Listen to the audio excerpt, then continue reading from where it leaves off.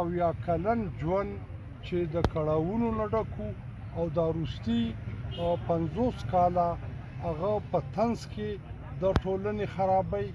او هغه په خپل کمال هنر او هغه له چې قدرت کوم جوهر ورکړی و دا په دې وطن کې بل چاته نه دی میلاو. په دنیا کې مشهور شخصیتونه دي چارلی چپلن چې هغه ډېر پخوا مړو انګریز و او د خوارکخو ملګری و. موږ دا ګڼو چې د موجوده پاکستاني ریاست او د هغې حکومتونو کلتور ته ثقافت ته او پښتنو ته د بدنیتۍ اظهار دی چې د میراوس کور نشته، د هغه یو ښه بنګله نشته، د هغه یو دوه پنځه ګاډي نه و، د هغه پوره یعنې د صحت خیال ساتلو په دغه ناجوړۍ کې چې د هغه سره کومه ناروا وشوله او دا اوس چې کوم د بېوسۍ په مرګ باندې هغه د دې دنیا نه سترګې پټې کړلې. په دې موږ د موجوده حکومت د امین ګنډپور او د مرکزي حکومت سخته غندنه کوو. د پاکستان ټلویزیون هم موږ غندنه کوو چې هغې راننه بیا د اشنغر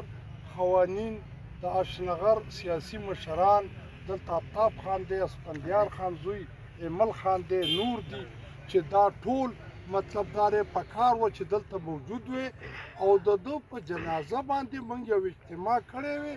او د ده دا مرګ موږ بنیاد کړی وي د راتلونکي دپاره چې ثقافت ته هنر ته په کم نظر کتل شي.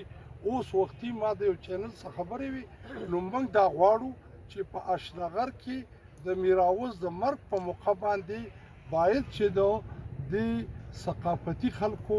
د دې هنرمندانو د دې یو تنظیم ولسي ساز شي او د دغسې بېوسۍ نور خلک کار نشي. په هسپتال کې بې تپوسه پروت یو چارواکی وردرغې د مرګ په موقع چا زیري ونه کړله. د خلکو د دلجویۍ دپاره، د خلکو د حوصلې دپاره، د تسلۍ دپاره دا ونه شو.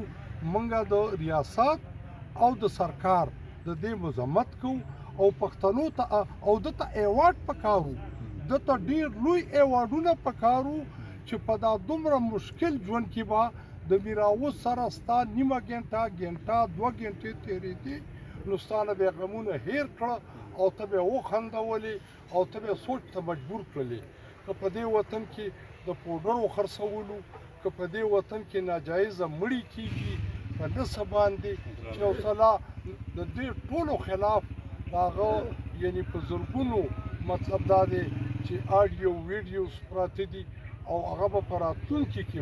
میراوس د خلکو د زړونو نه تر قیامته وتل نشته دی. خو دا چې د هغه څخه کومه رویه حکومت موجوده وکړله د تحریک انصاف د امین ګنډاپور په دې موږ مذمت کوو او بالخصوص د کلتور صوبایي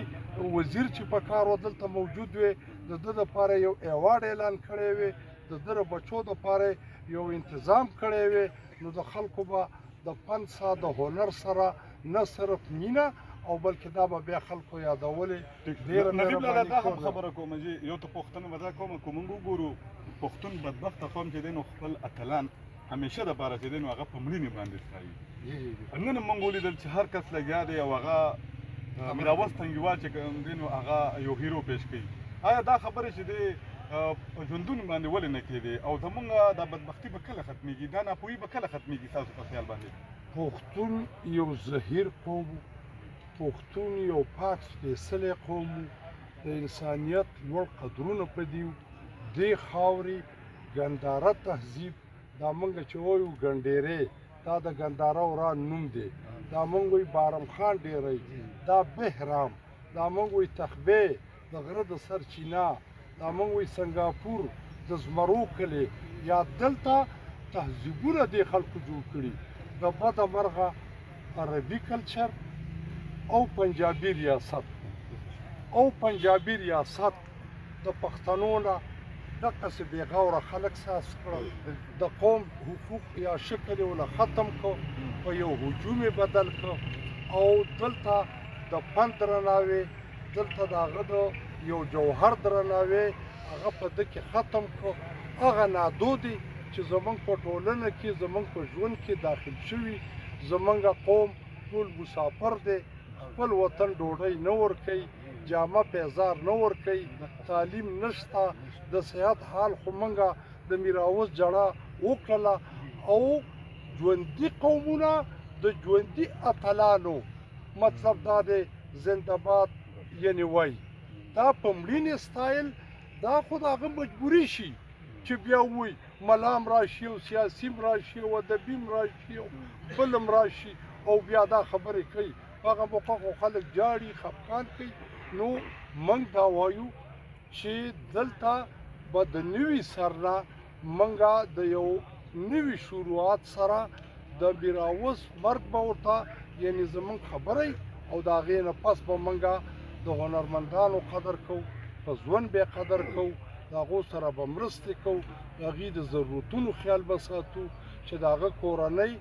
دا خو خصوصي خلک دی خدای پاک ستا په ټولنه یو پیرزو وکړي چې د میراوس غونډه کې زموږ په شان عام خلک خو دا لارې ترې ډکې دي په سړک نشي پورې وتې دومره رش دی نو چې د دې خصوصي خلکو موږ چې کومه دی یو پاملرنه وکړو او څه بې وخته